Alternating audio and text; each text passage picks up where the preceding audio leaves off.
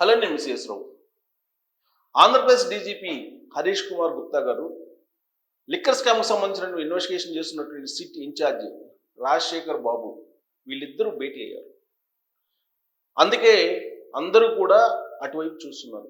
వాళ్ళిద్దరి భేటీ వెనుక కారణం ఏంటి, ఇద్దరు ఎందుకు భేటీ అయ్యారు, ఏ కారణం చేత వాళ్ళు సీరియస్గా భేటీ అయ్యారు అనేటువంటిది ఇప్పుడు సర్వత్రా వినిపిస్తుంది. పోలీస్ వర్గాల్లో అయితే జగన్మోహన్ రెడ్డి గారి అరెస్ట్ గురించా, లేదంటే భారతిరెడ్డి గారికి సమ్మన్లు ఇవ్వటానికా, ఏ కారణం చేత వీళ్ళిద్దరు భేటీ సీరియస్గా చర్చించుకున్నారు అనేటువంటి అంశం మీద పోలీస్ వర్గాల్లో అంతర్గతంగా చర్చ జరుగుతోంది.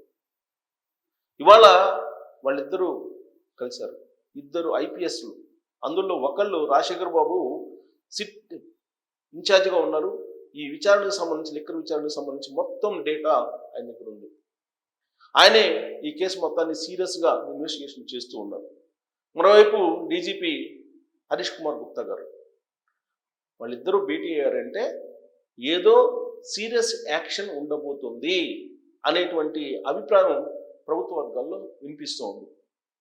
నెల్లూరుకి జగన్మోహన్ రెడ్డి గారు వెళ్ళారు.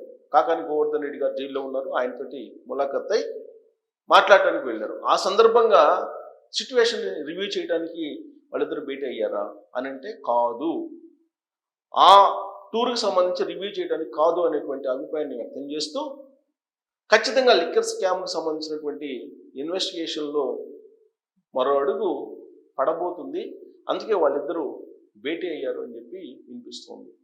ఇటీవల కాలంలో వాళ్ళిద్దరు ఎప్పుడు కూడా భేటీ కాలేదు. లిక్కర్ స్కామ్కి సంబంధించి దాదాపుగా కంక్లూడ్కి వస్తుంది ఇన్వెస్టిగేషన్. ఇక్కడికి తాడేపల్లి దగ్గరికి వచ్చి ఆగిపోయింది. ప్రస్తుతం మిథున్ రెడ్డిని అరెస్ట్ చేసిన తర్వాత ఒక కీలకమైనటువంటి మలుపు కనిపిస్తూ ఉంది లిక్కర్ స్కామ్లో. లిక్కర్కి సంబంధించినటువంటి కొనుగోళ్ల వ్యవహారంలో కానీ, లేదా డంపులు దొరుకుతూ ఉన్నాయి, డబ్బులకు సంబంధించిన డంప్స్ దొరుకుతూ ఉన్నాయి. ఇప్పటికే దాదాపుగా 70 కోట్లకు పైగా సీజ్ చేశారు ఈ లిక్కర్ స్కామ్కి సంబంధించినటువంటి డంపుల విషయంలో.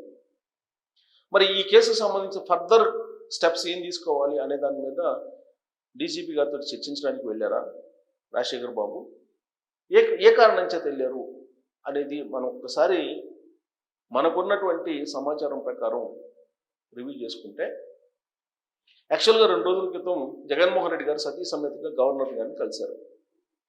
ఆ భేటీలో ఉన్నటువంటి అంశాలు ఏంటి అనేది ఇవాళకి కూడా అఫీషియల్గా బయటకు రాలేదు. ఆ భేటీ ముగిసి కూడా 2 రోజులు గడిచిపోయింది. అటు రాజ్భవన్ నుంచి సమాచారం రాలేదు, ఇటు తాడేపల్లి నుంచి సమాచారం రాలేదు. ఊహాగానాలకే ఆ భేటీ పరిమితమైంది. ఆ ఊహాగానాల మేరకు లిక్కర్ స్కామ్కి సంబంధించినటువంటి అంశం గురించి మాట్లాడటానికే వెళ్ళి ఉంటారు అనే దాని మీద చాలామంది, ఎక్కువ మంది ఫిక్స్ అవుతున్నారు. ఎందుకనంటే ఆయన గవర్నర్ని కలవడానికి ముందు ఆంధ్రప్రదేశ్లో ఉండేటువంటి సిట్ ఏం చేసింది, భారతీయ సిమెంట్స్కి వెళ్ళారు. భారతీయ సిమెంట్స్తో పాటు హైదరాబాద్లో ఉన్నటువంటి కొన్ని ప్రాంతాల్లో తనిఖీలు చేశారు. ఆ సందర్భంగా మద్యం సొమ్ము విదేశాలకు తరలి వెళ్ళినటువంటి ఆధారాలు కొన్ని దొరికాయి అనేటువంటిది కూడా వినిపిస్తుంది పోలీసు వర్గాల్లో. ఆ కారణం చేతనే గవర్నర్ని కలిసారా సతీ సమేతంగా జగన్మోహన్ రెడ్డి గారు, భారతిరెడ్డి గారిని టచ్ చేస్తుంది ఈ కేసు అనేటువంటి ఉద్దేశంతో ఆందోళన చెంది కలిసి ఉంటారు అనేటువంటి అభిప్రాయంతో ఎక్కువ మంది ఉన్నారు. ఆయన వెళ్ళినటువంటి సందర్భం కూడా ఈ కేసు విచారణ సీరియస్గా జరుగుతున్నటువంటి సమయంలోనే, పైగా భారతీయ సిమెంట్స్లోకి వెళ్ళి సిట్ అధికారులు తనిఖీలు చేసినటువంటి మరుసటి రోజే భేటీ కూడా జరిగింది. కాబట్టి ఆ కేసు గురించి మాట్లాడటానికి వెళ్ళి ఉంటారు అనేటువంటి అభిప్రాయంతో చాలామంది ఉండడంలో కూడా తప్పు లేదు.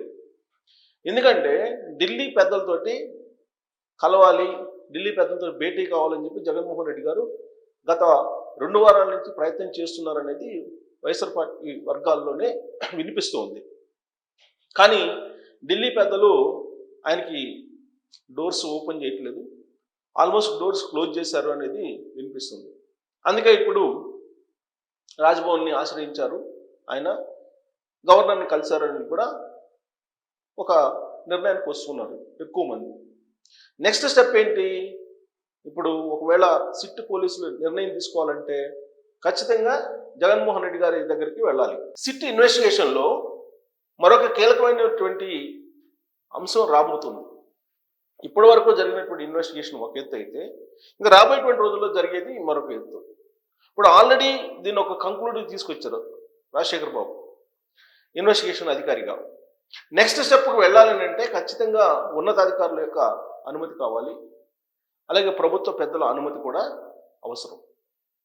ఢిల్లీకి సంబంధించినటువంటి పెద్దల అనుమతి కూడా అవసరమే. కారణం, ఢిల్లీలో ఆంధ్రప్రదేశ్లో ఎన్డీఏ ప్రభుత్వం ఉంది, తెలుగుదేశం పార్టీ ప్రభుత్వం కాదు, ఎన్డీఏ ప్రభుత్వం ఆంధ్రప్రదేశ్లో ఉంది. అందుకే ఢిల్లీ పెద్దలు చెప్పకుండా నెక్స్ట్ స్టెప్కి వెళ్ళేటువంటి అవకాశాలు ఉండకపోవచ్చు.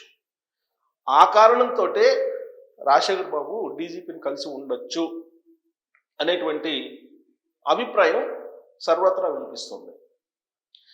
లేదంటే డీజీపీ తోటి కలిసి ఈ కేసుని అప్డేట్ చేయడానికి ఎందుకు వెళ్ళుంటారు? నెక్స్ట్ స్టెప్కి వెళ్ళటానికి. ఆయన పరిధి వరకు ఆయన చేశారు.